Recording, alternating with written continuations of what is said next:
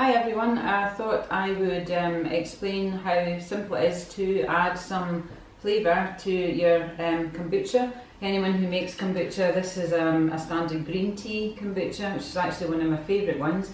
It's a really lovely light and delicate flavour, which means that you can add loads of other flavours to it, just to vary it up a wee bit.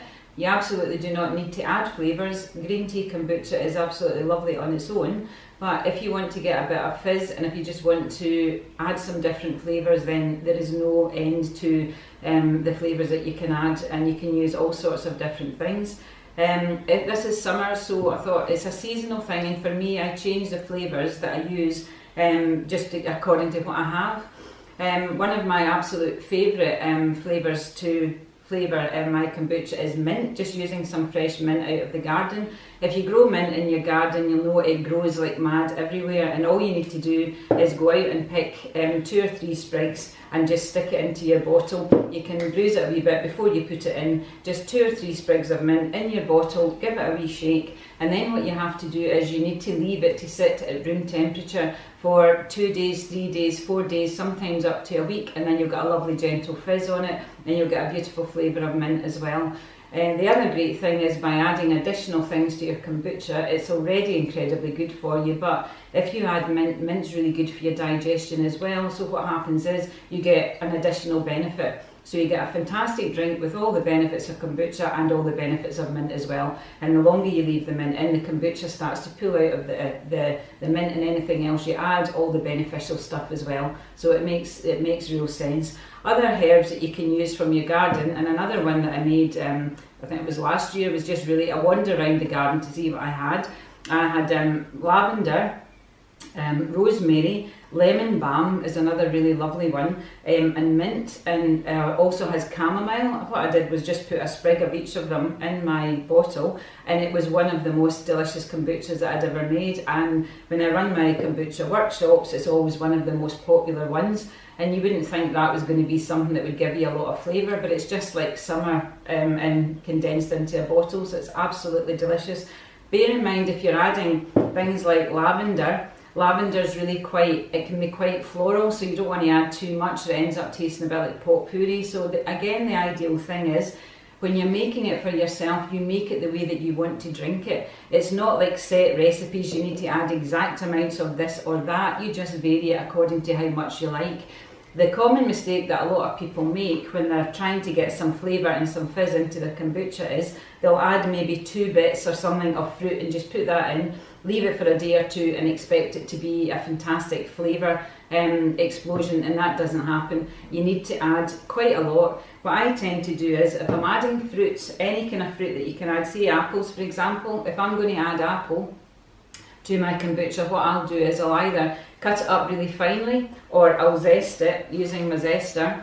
It means then that you'll get way more surface area for the yeast to get to work, and they will start to sort of break down all the sugars and create carbonation. If you just put a couple of big slices in, it takes much longer for anything to happen. So again, apples are available all year round, so apple's a really lovely one. Apple and chai spice goes really well together. I've got this lovely chai spice blend that I got at a coffee event I was at last year, and it's fantastic. It's got like cardamom, clove and cinnamon in it. That goes incredibly well with apple. So again, what you need to do is just to try and think what flavours work really well. Another classic is using ginger, fresh ginger root. Again, fresh ginger is fantastically good for your health. It's great for nausea, if your stomach upset or whatever. So again, if you add ginger, you're adding to the benefits that you'll get from drinking the kombucha. It's also very good for joints and aches and pains as well. So again, what I do with ginger is don't just put a slice in and expect it to do stuff. Zest it, and I put in about a tablespoon into a bottle that size.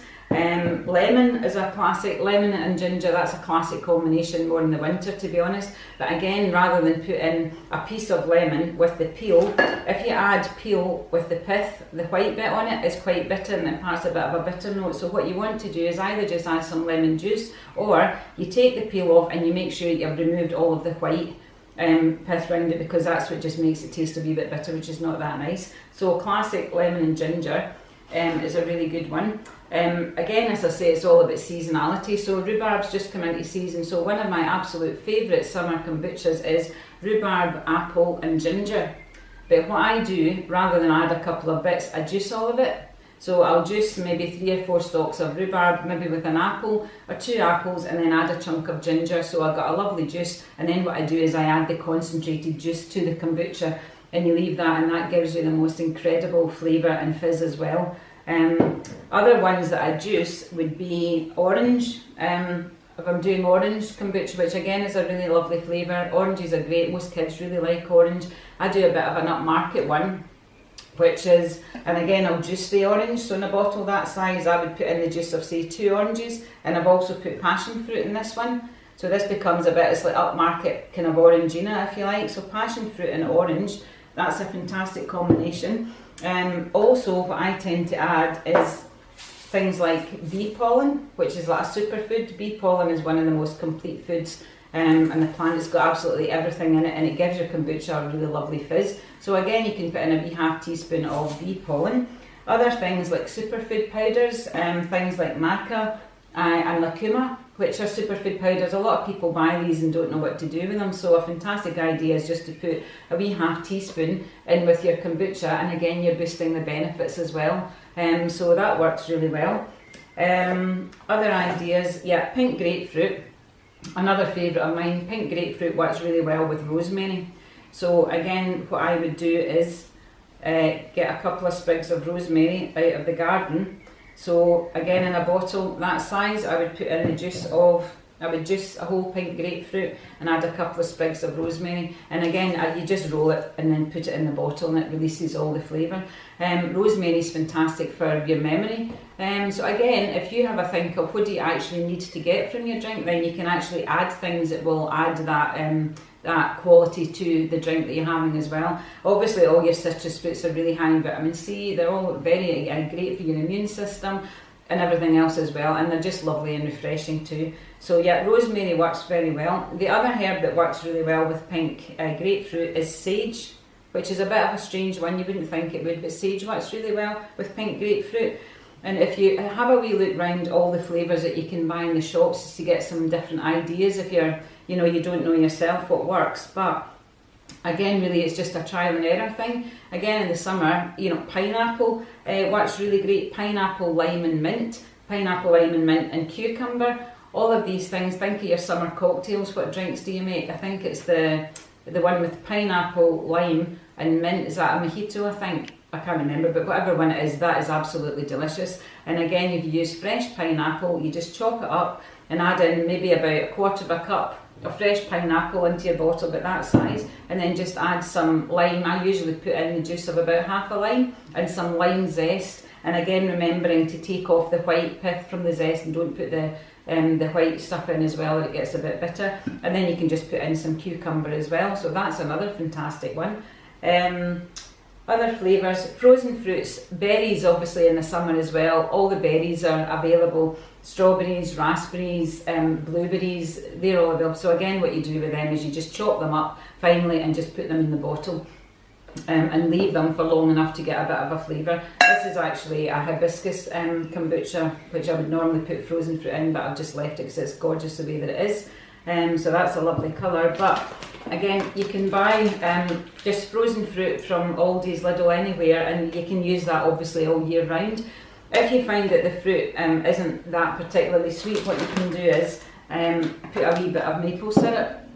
Just put a wee bit of maple syrup along with it to sweeten it up, and I would generally use about that much of frozen fruit for a bottle that size. And again, what I do is I defrost it a wee bit and then mash it up a bit, and again, all you're doing with that is you're increasing the surface area rather than just put in a couple of big bits. So if you want to do that, and again, if it's not that sweet, you can put a wee bit of maple syrup in it and add that, and that will give you a beautiful flavour as well.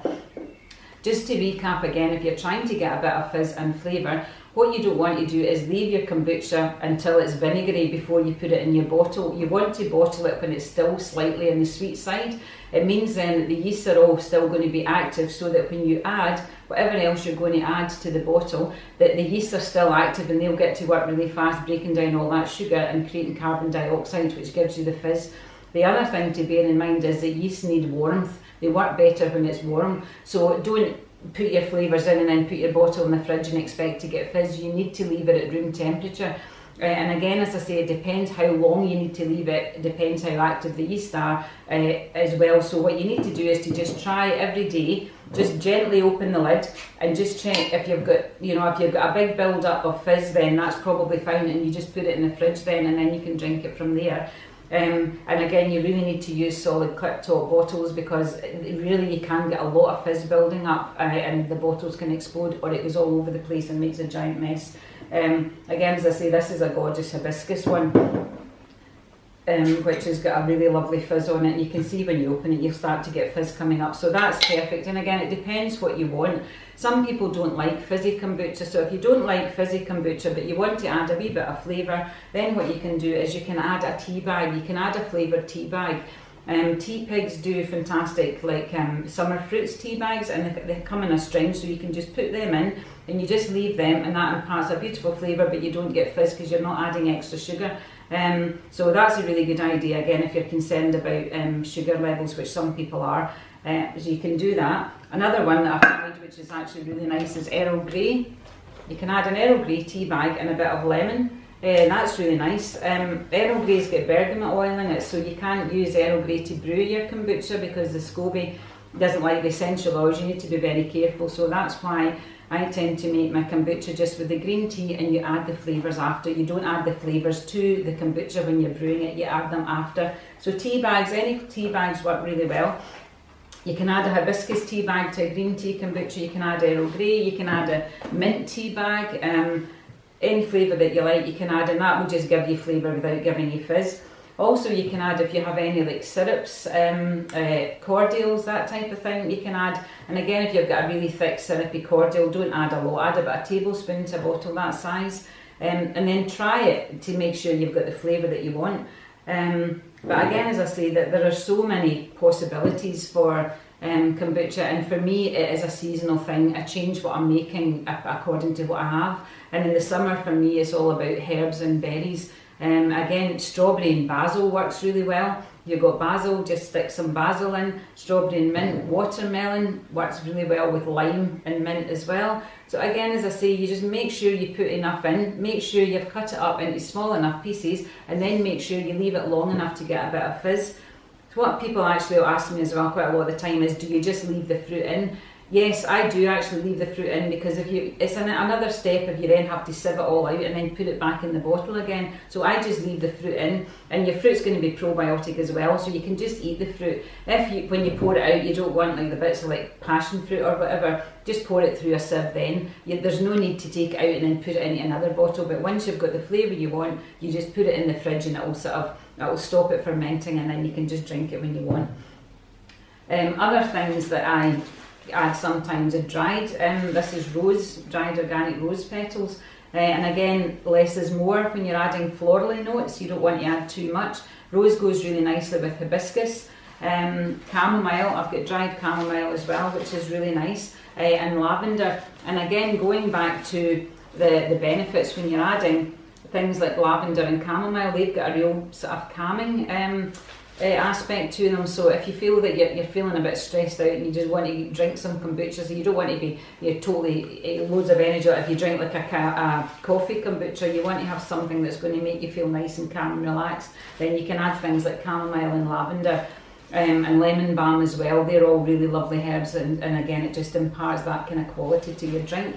Also, you can add dried things like apricots. You can add dried figs, dried apricots. You can add dates. Vanilla works really well too. A bit of vanilla pod and a bit of vanilla extract. Again, just have a look and see what flavours that appeal to you. Have a look and see what you have, and just start to make up your own combinations. There is really no right or wrong answer with flavouring your kombucha. It's totally up to yourself, and there is just no end to the flavours that you can add. So anything that you can juice, you can add. Any fruit you can add.